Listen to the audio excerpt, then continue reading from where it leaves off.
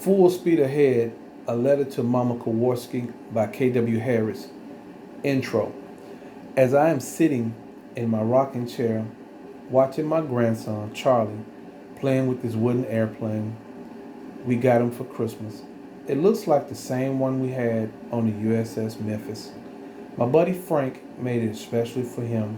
That plane has not left his hands since then. He is making buzzing sounds and everything.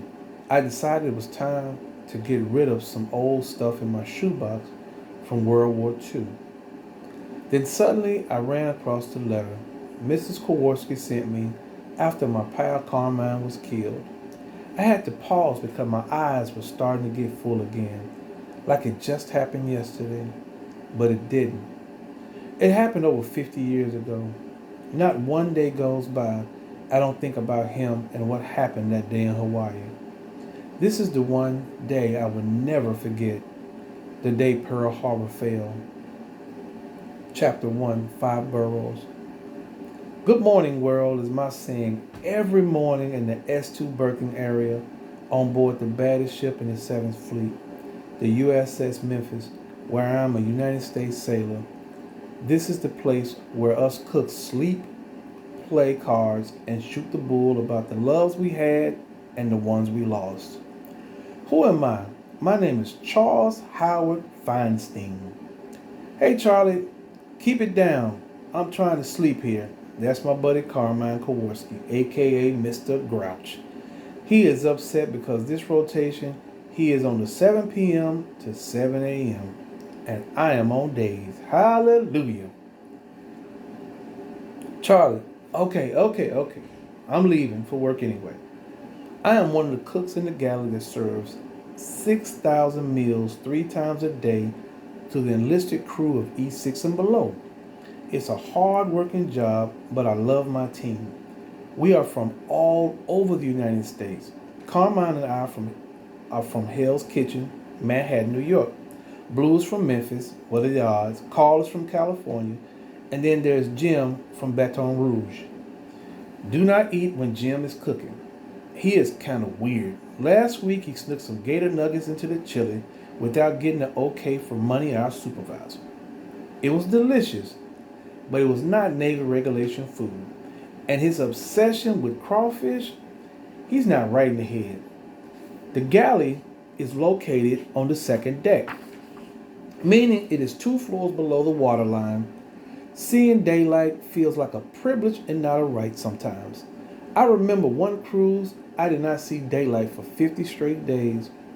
I was too tired from working all night to go to the flight deck. Thank God my shift is over today. We had king crab legs and ribeyes, the crew's favorite dinner. That was a rough one. We made it through though. Carmine and his group were relieving us, then suddenly we heard a boom. It rocked the ship. Then a torpedo hit the sidewall of the galley. Carmine, Walsh, and Dirty Pete were sucked out of the hole into the ocean. I was thrown back into the hallway. When I got up, I was calling for Carmine. Blue said he was in the ocean. We gotta go.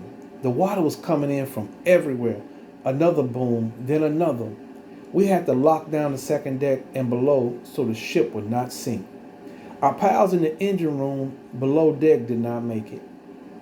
I started hauling butt to get to the hangar deck, then the flight deck to see where my boys were. When me and Blue ran up the steps, I froze like a deer in the headlights. Our ship was on fire. People and body parts were everywhere. My shipmates were screaming for help, and I did not know what to do.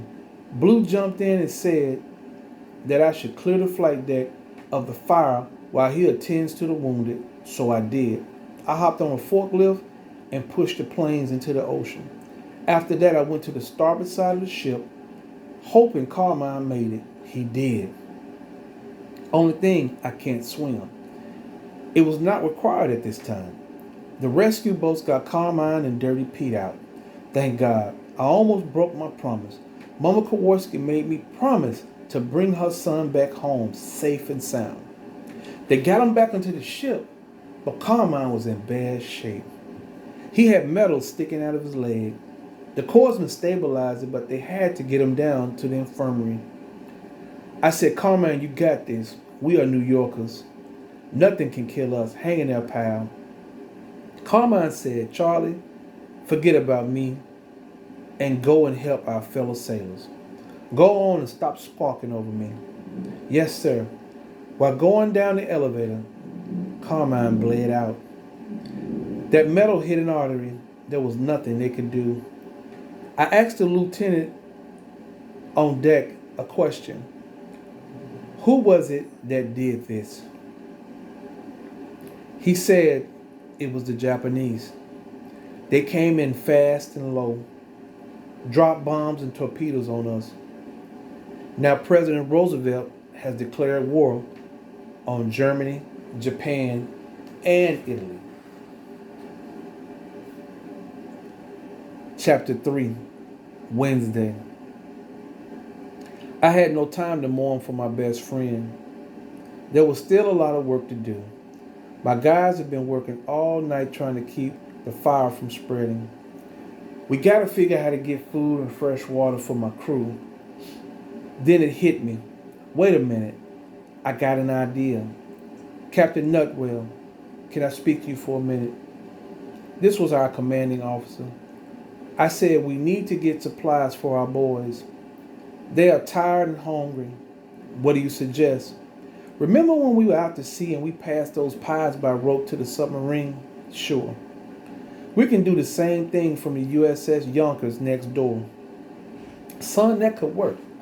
Get with the boatswain mates and rig it up. I'm going to signal the captain there.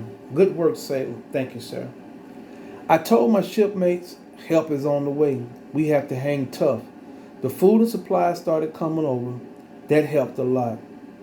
The morale was still low, but we were down but not out. I took a moment to process everything. Carmine is gone. The Navy would send someone to the house, but I need to be the one to share what happened with his mom. There is no way to call right now, so I decided to write a letter to explain that there was nothing I could have done to save her son. Chapter 4, No Words Can Explain, to Mr. and Mrs. Kowalski. I'm writing you this letter fighting back the tears because I am sad to say that Carmine was killed yesterday. One minute we were shooting the bull and laughing about Coney Island. Then the next thing I know, he was sucked out of the ship and into the ocean. It all happened so fast. The Japanese attacked us in cold blood. As a result, a lot of our boys were killed, along with my best friend. The ship did not sink by the grace of God, but we would never be the same. The captain has said as soon as the hull is fixed, we will be joining the war and hopefully get revenge on those who did this. I just wanted to say I'm sorry for convincing Carmine to join up with me on the buddy system. If he had not, he could still be alive today. I don't blame you if you do not ever want to speak to me again. I will understand. Yours truly, Charlie. Chapter 5, Letter to Charlie. Hello, Charlie. This is your other mother, Gladys Kowalski. I received your letter. Thank you for sharing with us on what happened. The Navy came and told us nothing but when he would be shipped back to New York. I'm still in shock from what just happened. That someone dared to come to America and do this heinous act of terrorism. Then I have to come to grips with that my boy Carmine is gone. The boy I was in labor with for 12 hours and 13 minutes. Honestly, it's hard to process right now. Or maybe if I don't, my son will walk back through that door. But he won't. Charlie, it was not your fault this happened. God felt it was time to take Charlie home to be with him. So don't go blaming yourself. Carmine was just a little boy. When he saw the Statue of Liberty, his eyes lit up. He said, Mommy, the Lady Liberty is beautiful. After that, all he wanted to do was to serve in the military. Life happens. I want you to lift your head up and stick your chest out. We are New Yorkers. Stay safe and get back home when you can. Love, Auntie Kowarski. Chapter 5, Brothers in Arms. I took what Mrs. Kowarski said to heart. I had to finish this for me and Carmine. He would not have wanted it to go any other way. They asked me if I wanted to get out early because of PTSD. I turned it down. I wanted to see the look on Yamamoto's face when he surrendered to the most powerful navy in the world. The job is not done. I will be here until it is. Well, the hull is welded shut. The galley is water free, and now it's time for us stew burners to get back to work. Sailors are hungry and they can't feed themselves. Time to get underway. The captain came over to 1MC and said to the boatswain's mate, "Full speed ahead." The end.